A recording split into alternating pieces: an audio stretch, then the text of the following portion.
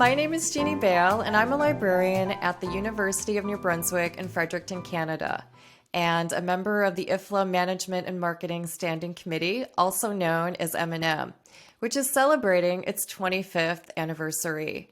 In honor of this milestone birthday, the committee is interviewing several of our past M&M members who have made significant contributions through their work in support of the related areas of management and marketing. And I'm delighted to kick off our series of talks with my guest today, Dr. Christie Koontz.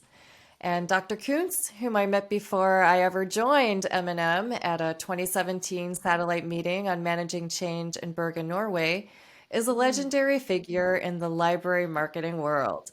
She teaches marketing at Florida State University in Tallahassee, Florida, and at San Jose State in California in the United States. Dr. Koontz's research identifies differences in use patterns among communities using GIS data to support more equitable library service. Dr. Koontz is a longtime member of IFLA and has offered marketing workshops around the globe.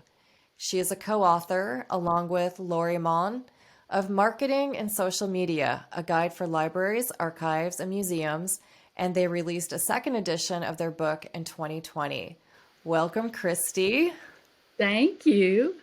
It's so nice to be here and to be sharing this time with you.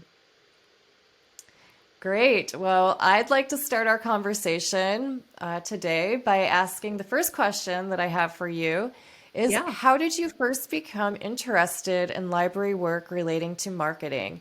And library communications, I think, is a real niche area, but one that's definitely grown and expanded since I graduated from library school in the late 90s, especially with the rise of social media. And I'm finding more and more libraries are having dedicated communication positions.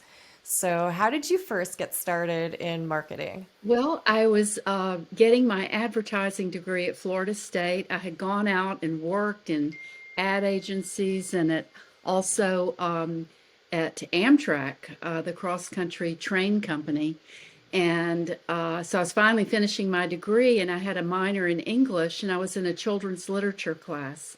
And the library professor, Dr. Mary Alice Hunt, who was famous for recruiting people, said, "We need people like you to be in the library field. You're extroverted, you're so communicative, you have writing and skills, blah, blah." So she said, "I can get you a scholarship." And I said, "Oh, no."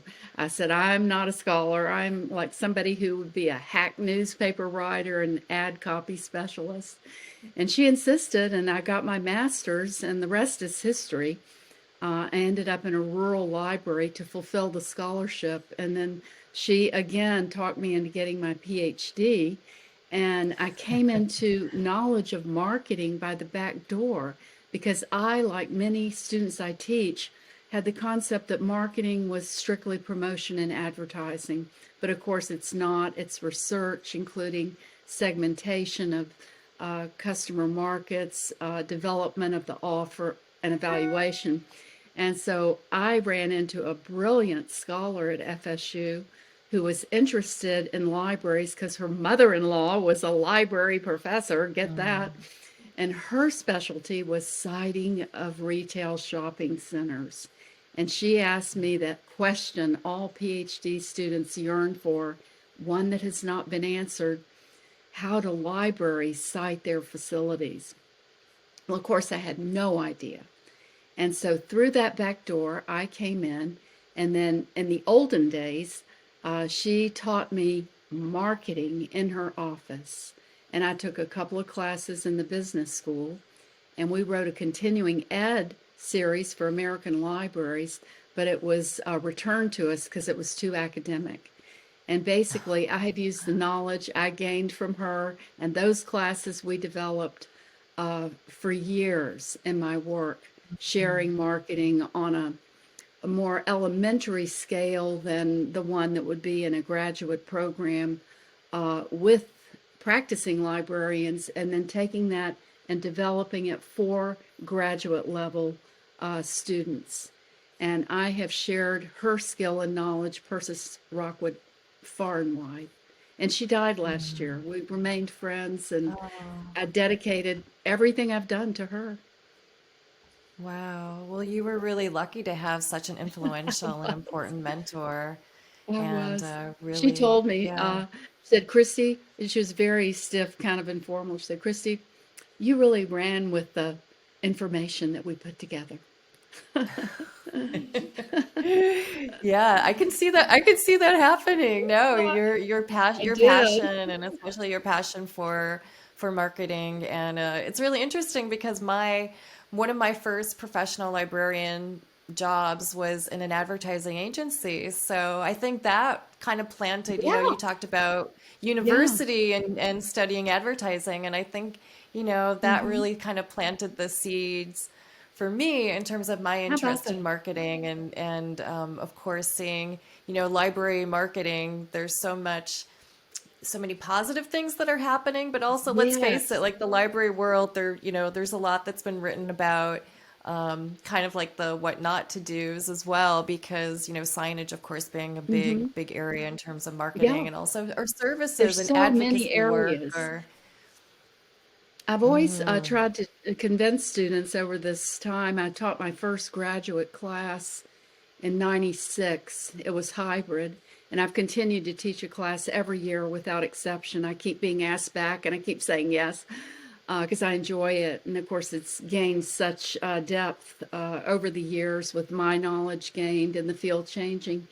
But I always try to tell students that if you learn the principles and practices of true marketing, you can apply it throughout the years. And I applied it to my advocacies like the homeless shelter. And so you can use it in many different directions. And I was so pleased to write the textbook in 2014 based on all the work I'd done and the articles that I wrote for Marketing Library Services. Kathy Dempsey is the editor. We had a long relationship of a decade, and I was able to use a lot of that material in the book as well. So yeah, I no, was it's lucky. foundational. So yeah. Yeah. Never Yeah, say no, no. and Always we're say lucky to yes to have. opportunities.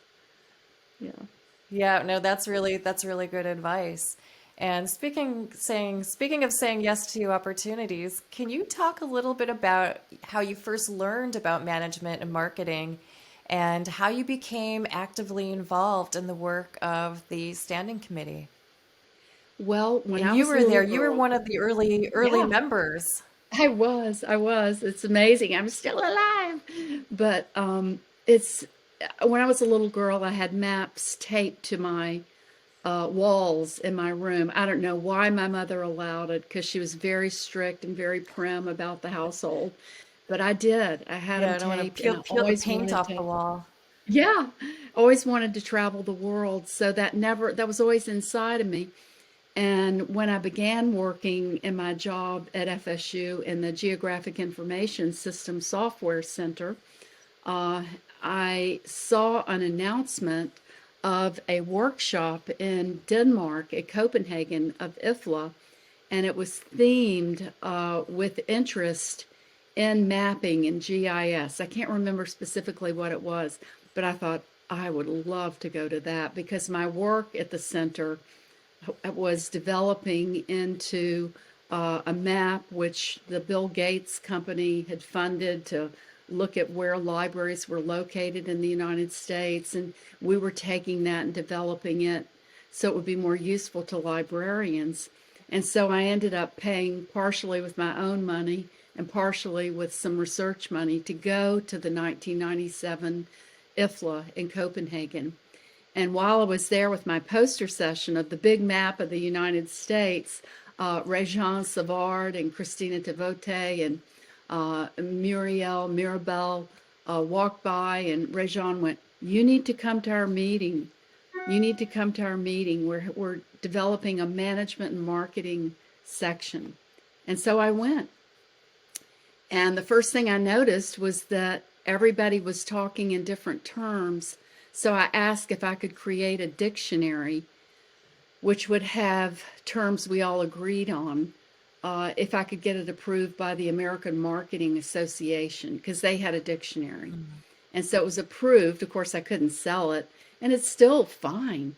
It's, maybe lacking some terms, but it's very viable. So that was my first contribution right away, right off the bat. I did that year and then became a part of the IFLA section. And I just wanted to show this quickly because I've treasured this photograph all these years. This was, again, 1998 in Burkina Oh, Faso, wow. Ouagadougou, Burkina Faso, which used to be the Upper Volta.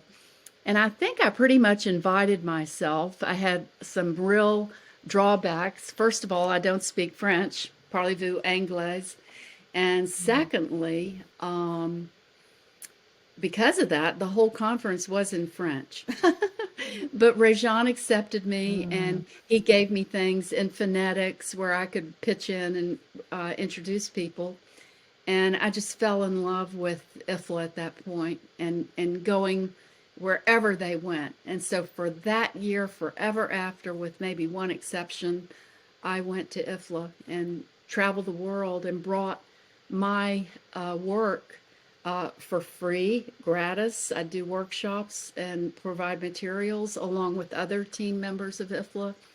And it was astonishing the amount of work that we did and the publications that we put out at that time. I understand, it's mm, not really, they're not publishing books anymore, but at that time they were. And that took a lot of work mm. and outside of your job at your university. Right. Right. Wow. Well, those are, developing a glossary and that's a major undertaking. And I think, the fact that it's kind of stood the test of time too, and it's Yeah, still used and still yeah. relevant And today. it's And used in the also marketing seeing kind of award. the theme. Hmm. Yeah. And Yeah, so you were around, recruited. So yeah, yeah, you had a great mentor also in terms of IFLA with yes, Rejan and Rajon again some of Savard. the founding Hmm. members of management and marketing. Yes, very And much being so. able to, you know, like you said, to sort of travel it's an opportunity. It's a wonderful opportunity, I think, Hmm. for librarians to have these travel opportunities and connect with Hmm. library communities from, again, just all over. And I would like there's to a say lot too, that we can learn from each other. yeah, I'd like to quickly say too that IFLA is difficult to get involved with, still remaining it is.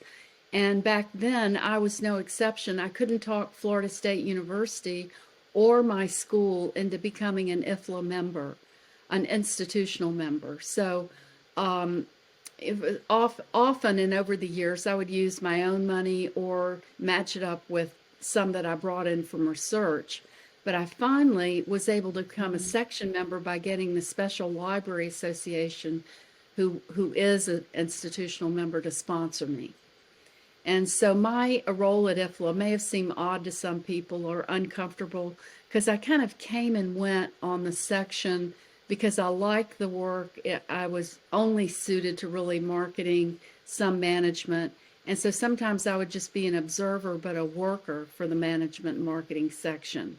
So I know it ruffled some feathers because they didn't understand, well, like, why didn't I want to be a section member? I couldn't vote on anything. I really didn't care. I just wanted to contribute to the work mm, and to spread the word of marketing. And so I stuck with it.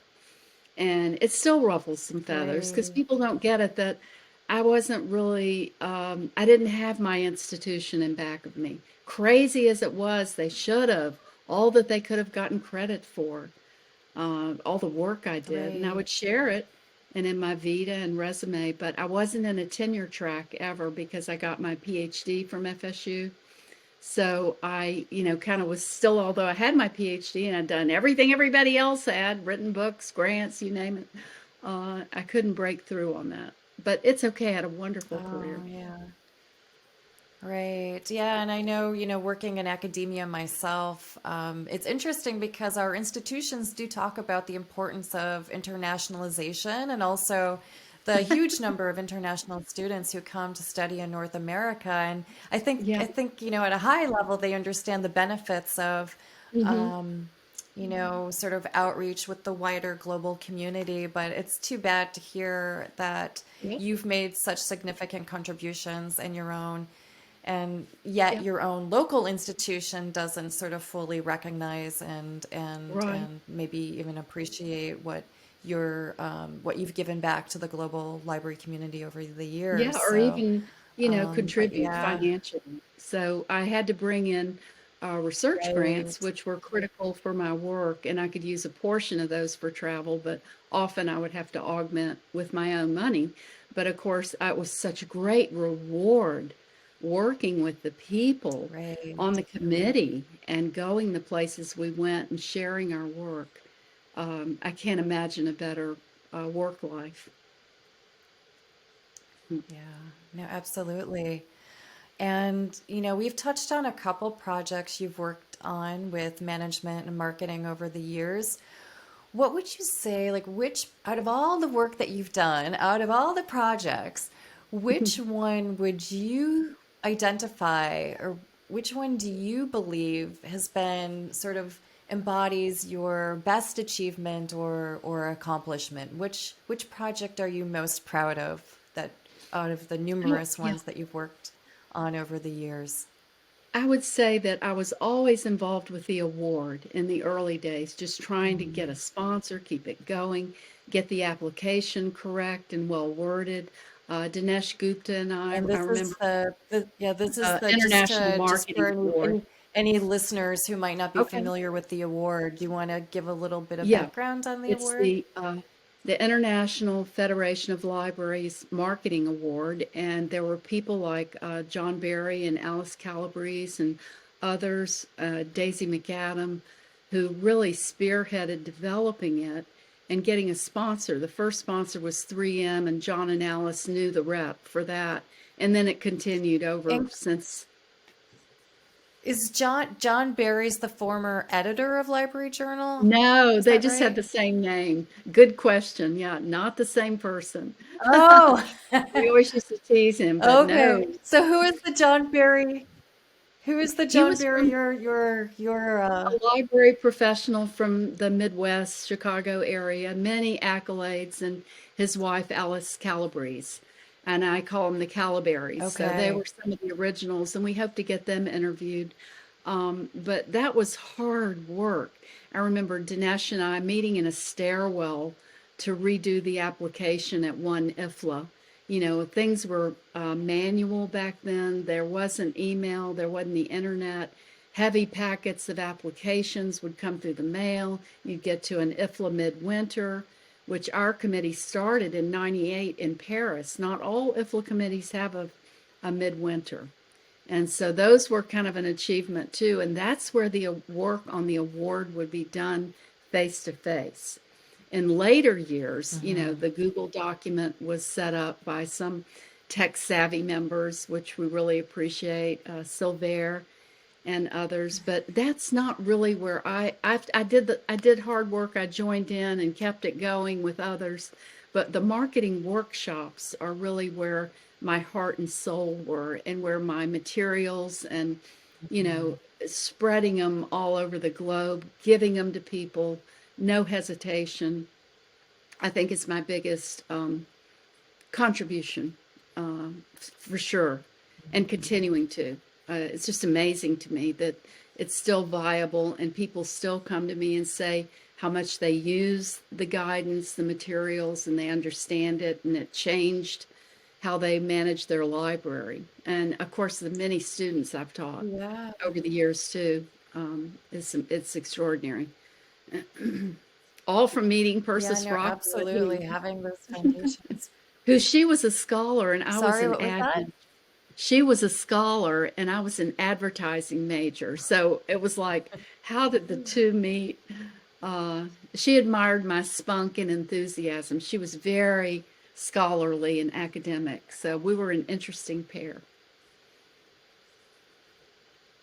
Yeah, I know you probably made a formidable team.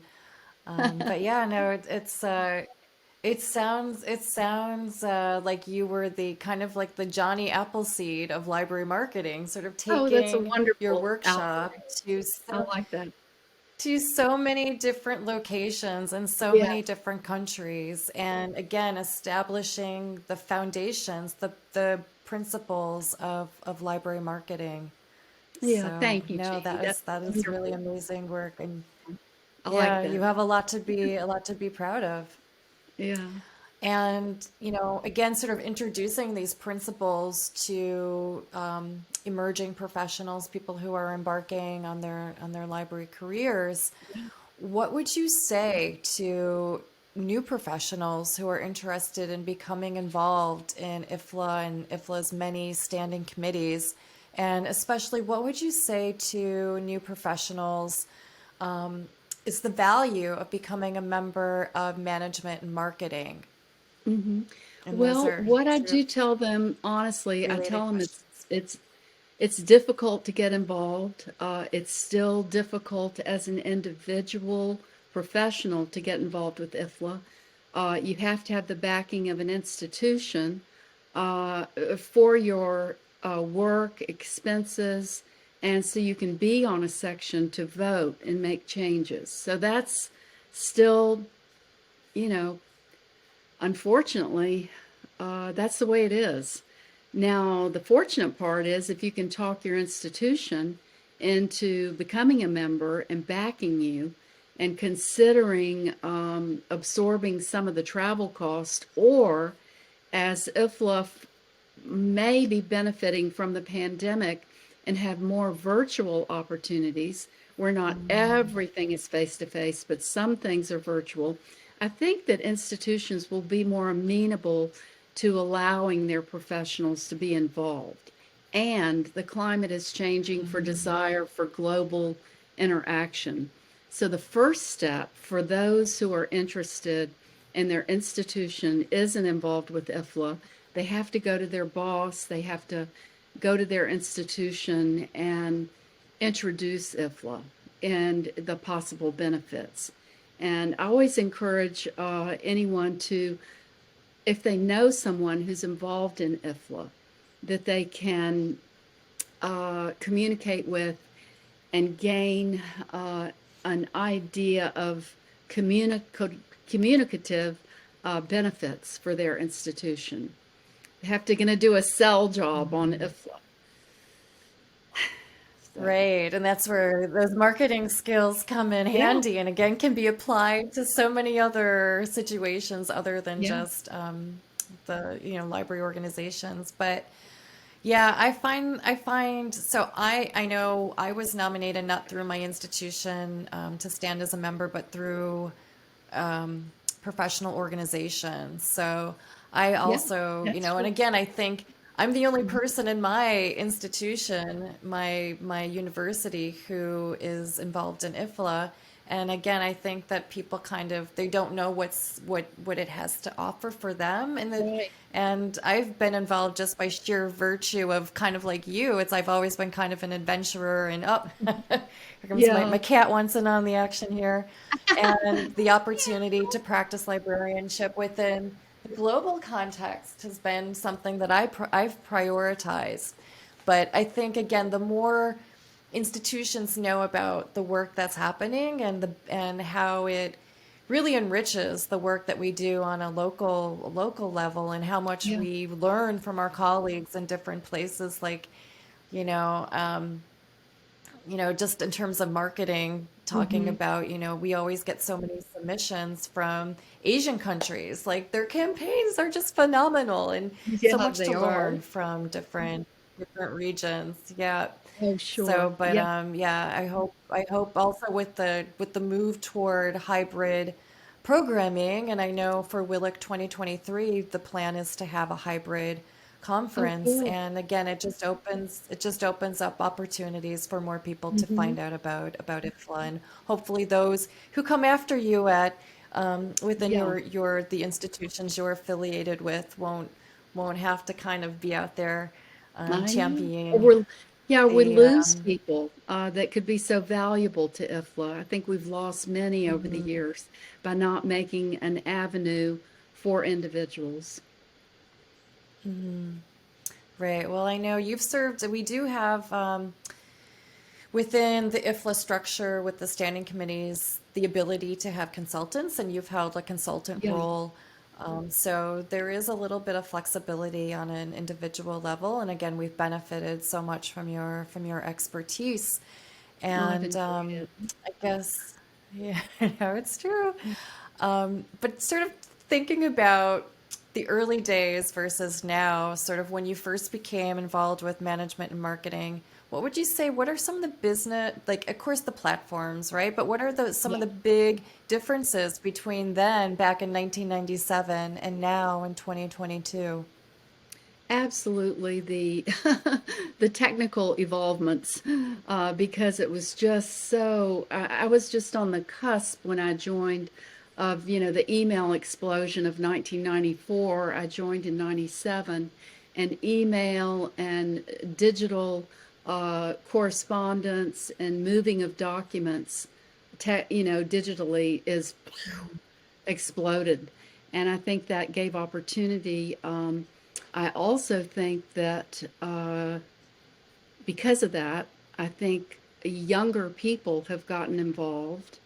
And I think that's good always. I still think that we really need to move towards more virtual and hybrid, which is available now and it works and we can do it. Yeah, Need to make COVID, that, COVID definitely yeah, it's forced us definitely to positive. Uh, utilize those technologies. Yeah. yeah, the last several years I've helped out with the coaching and I really enjoyed it because, one year it was completely virtual and it was so exciting and you got to meet people who had never been to IFLA and they wanted to come, but they couldn't afford it. And so I think IFLA really needs to dig in and develop that part of IFLA in all the different sections uh, for librarians in global situations. I'd really like to see them make a definitive move in that direction.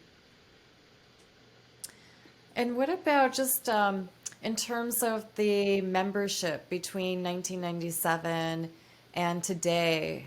Do you, like, when you reflect on your experience with M&M, do you see certain types of people who are drawn to management and marketing, or like has there been Yeah. any consistency in terms of the Oh, types of yeah. personalities? I know it's always been Oh, described as such a dynamic unit. yeah. And so it's been really great for me. One of the best parts has been being surrounded by leaders and people like Hmm. you, people who do have that spunk and do have that drive and who have a lot of energy and are really committed to practicing on a global level.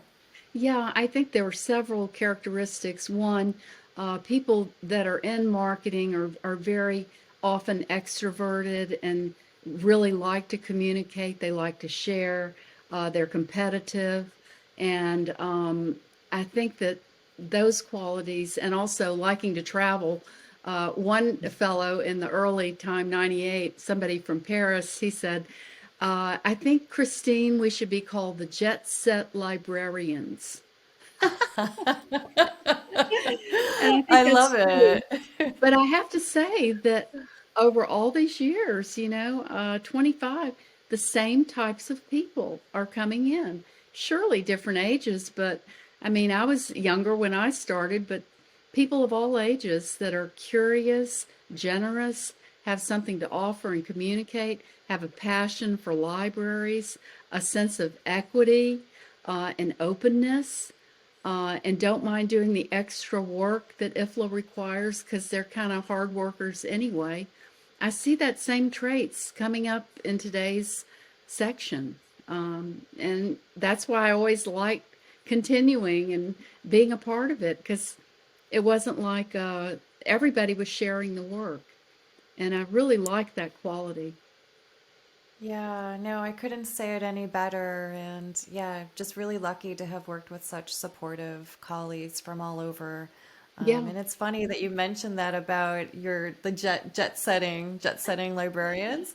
And I yeah, know we have a current member of management and marketing whom we refer to as the most famous librarian. So yeah, even if people's roles don't directly, involve marketing, yeah. even the sort of the more management side, there's definitely a real skill, and I think Hmm. people bring, yeah, just a keen sense of what it is in terms of making information kind of bring attention to it, and Yeah. all of the things that are needed to promote. And Hmm. today we use the term go viral, right? But Yeah. it's there is some luck involved, but there also, again, sort of knowledge of those fun sort of fundamental principles of true marketing. So people have Yes. an innate sense and very intuitive of what it is, for this information, or these campaigns to kind of explode and be successful and I resonate and be agree. popular. Yeah. High energy and definitely care about social issues too. That's a common thread over Mhm. the years that all have had who come to this section. Yeah, no. So almost at the end of our interview, Christy, and I have one last question for you. Okay. And so I know we had a discussion in Dublin about goal setting and sort of why it's so important to establish your desired outcomes before starting a project. And also our mutual pet peeve of, sort of using the terms goals and objectives interchangeably when Yeah. they Right. really refer to, yeah, they really refer to they're two different terms. So with the new year, with 2023 quickly approaching, can you talk a little bit about what your goal or goals will be for 2023? Well, and like I said at the beginning, I am a never say no person. I've always been that way because I keep wanting to have new experiences and new opportunities to contribute. And I'm not being macabre when I say this. It's like I don't want to die with all this information and skill Mm, I have. I want to keep sharing it, and I've remained that way. So what's interesting is uh, in the 2000s, 2009, the dean of our school heard that I was a volunteer storyteller, and I had been going to the Florida Folklife Festival since the 80s, and it remained a passion, but specifically folk tales is my interest because of my interest in other lands and cultures, and specifically oral storytelling. So that I developed a class for FSU online, very challenging, took me 180 hours to develop it, and it won all kinds of awards, which I was thrilled because there were naysayers saying, can't teach storytelling online. Well, of course you can. And so that has been just a phenomenal part of my life that I've enjoyed teaching it, developing it, continuing to with digital technologies thrown in. And so, along with the marketing workshops, I ran into a group of young professionals at Dublin and in Cork at the recent IFLA, and they were from Nairobi, Kenya. And we mm. actually talked in the courtyard at Trinity before the uh, mashup of the James Joyce book was being read. And so we met several more times at IFLA, and they said they had a project which was ongoing and yearly to educate school librarians called the Key Project. And it's knowledge empowering, youth and through school libraries, and it's backed by a nonprofit out of Canada. Anyway, so one thing led to another, and they invited me to be part of the program in late April. And I thought always I'm only invited usually, even though I'd mentioned and discussed with them about the storytelling class and my passion. I assumed that my involvement would be the marketing workshop for school librarians, which I'm very excited to do. And lo and behold, when they contacted me with the program, they were asking me to do 2 hours on storytelling and 1 hour on marketing. And they were calling the workshop the magic of storytelling, which they remembered I had told them the class was originally called that. And then the university nixed it. They took magic out and made it just be storytelling. And so that Oh, was so cool that they remembered that. And so I've been working on my storytelling workshop, and looking for specifically folk tales too from Kenya.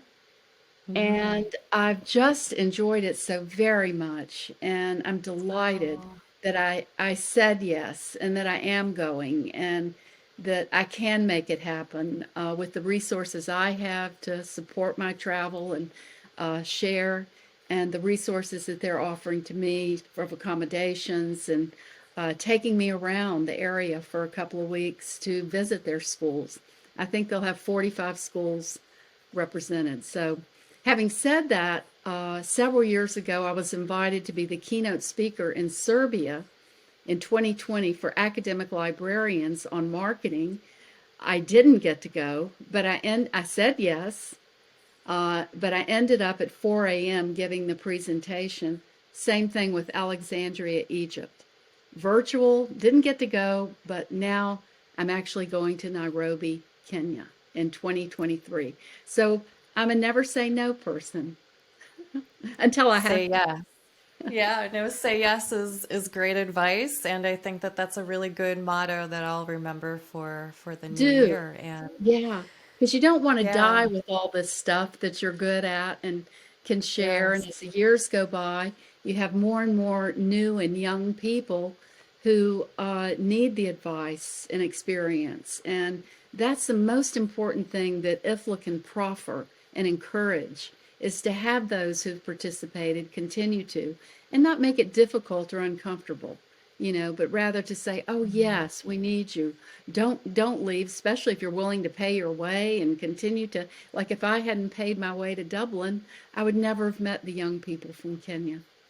right, right. Yeah, no, all the opportunities, right, that Yes. have arisen from your involvement over the years. Well, thank you so much, Christy, for taking the Thank time you. today to talk about your involvement with management and marketing. The committee has been very fortunate to have you share your expertise with not just the committee, but with the global library community all these years as a leader in library Well, marketing. thank you. So, and not to mention IFLA, as you've brought up this a couple times, but IFLA can sometimes be intimidating for newcomers, Yeah. and you have always been the most welcoming and inclusive person I've Well, met. So, thank you you're welcome. for That's being what part the of this anniversary series. Yeah, that's what the Kenyan young people said too. They said, "I can't believe you're a professor and you talk to us just like we're equals." I went, "Oh, my goodness, of course." So No, thank you it's for the hard work you've put into this, and hopefully it will encourage good things to happen. yeah, another great 25 years of hopefully of Yeah. management and marketing. And I also want to thank a couple people. So special thanks to the whole management and marketing team, especially the 25th anniversary working group, Yeah. the library history special interest group and its oral history team. Also, continuing professional development and workplace learning, its podcast group, especially Ray Pun for his inspiration and also really great advice. So, Yeah. thank you everyone for listening and tune in for our future episodes with M&M leaders. Bye for now. Thank you.